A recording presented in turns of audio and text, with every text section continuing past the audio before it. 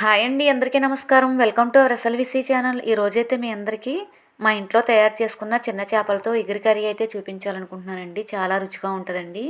చాలా తొందరగా కూడా అయిపోతుందండి ఈ కర్రీ. మీకు హెల్త్కి అయితే చాలా మంచిదండి చిన్న చేపలు. దాని తయారీ విధానం చూపిస్తాను మీకు. ముందుగా అయితే చేపలను శుభ్రం చేసుకోవటమే టైం పడుతుంది కదండి. కర్రీ చాలా తొందరగా అయిపోతుంది. చేపలను అయితే తలకాయలు తోకలు తీసుకుని శుభ్రంగా తోముకున్న తర్వాత దాంట్లోకి కొంచెం పసుపు, ఉప్పు, మజ్జిగ వేసుకుని బాగా శుభ్రంగా కడుక్కోవాలండి. ఇవైతే 1/2 కేజీ వరకు తీసుకున్నాను చేపలు నేను.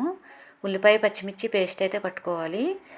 1 స్పూన్ జీలకర్ర, 1 స్పూన్ ధనియాలు, కొద్దిగా గసగసాలు, చిన్న దాల్చిన చెక్క ముక్క, 1 యాలక్కాయ, 3 లవంగాలు తీసుకున్నానండి. కొంచెం అల్లం ముక్క, వెల్లుల్లి రెమ్మలు తీసుకున్నాను. వీటన్నిటిని మిక్సీ జార్లో వేసుకొని మెత్తగా పేస్ట్ అయితే పట్టుకోవాలి. మీకు చేపల కర్రీకి అప్పటికప్పుడు ఫ్రెష్గా మిక్సీ పట్టుకున్న పేస్ట్ వేసుకుంటేనే రుచిగా ఉంటుందండి. ఈ విధంగా మిక్సీ పట్టేసుకుని ముద్దలాగా తయారైంది కదా, దీన్ని తీసుకొచ్చి మనం ముందుగా శుభ్రం చేసి పెట్టుకున్న చేపల్లో అయితే వేసుకుందాం. ఈ విధంగా వేసుకున్న తర్వాత దాంట్లోకి 2 స్పూన్ల వరకు కారం వేసానండి. దీనికి సరిపడగా ఉప్పు కూడా ఇప్పుడే వేసేసుకుందాం మనం చేపలకు పట్టేలాగా. తర్వాత వచ్చి కొంచెం పసుపు వేసుకుంటున్నానండి. మొత్తం వేసిన తర్వాత కలిపేసుకుని చేపలన్నిటికీ పట్టేలాగా మసాలా, ఉప్పు, కారం, పసుపు కలిపేసి పక్కన పెట్టుకుందాం. తర్వాత ప్రాసెస్ వచ్చేసండి, స్టవ్ వెలిగించుకుని కొంచెం మందంగా ఉన్న గిన్నె అయితే పెట్టుకున్నాను. దాంట్లో కొంచెం ఆయిల్ వేసుకుని ఆయిల్ హీట్ ఎక్కిన తర్వాత కొంచెం జీలకర్ర, కొంచెం కరివేపాకు వేసుకుని చిటపట్లాడనివ్వాలండి కొంచెం సేపు. తర్వాత వచ్చేసి మీకు ముందుగా ఉల్లిపాయ పచ్చిమిర్చి పేస్ట్ అని చెప్పాను కదండి, చూపించాను. అదైతే మిక్సీ పట్టుకున్నాను నేను. మనకు కావాల్స్తే ఉల్లిపాయ చిన్న ముక్కలు కోసుకుని పచ్చిమిర్చి చీలికలు కూడా వేసుకోవచ్చండి. నేనైతే మిక్సీ పట్టేసి పేస్ట్ అయితే వేసానండి.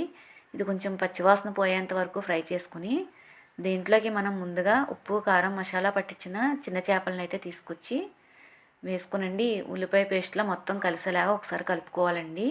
ఆయిల్ పట్టేలాగా మొత్తం చూసారు కదా, ఈ విధంగా కలుపుకోనండి. దాంట్లోకి నేను ఒక చిన్న గ్లాస్తో అయితే వాటర్ వేసుకుంటున్నానండి. మరీ ఎక్కువగా వేసుకొని అవసరం లేదు, కొంచెం వేసుకుని ఒకసారి మొత్తం ఈ విధంగా కుదుపుకునండి. మూత అయితే పెట్టేసుకుందాం.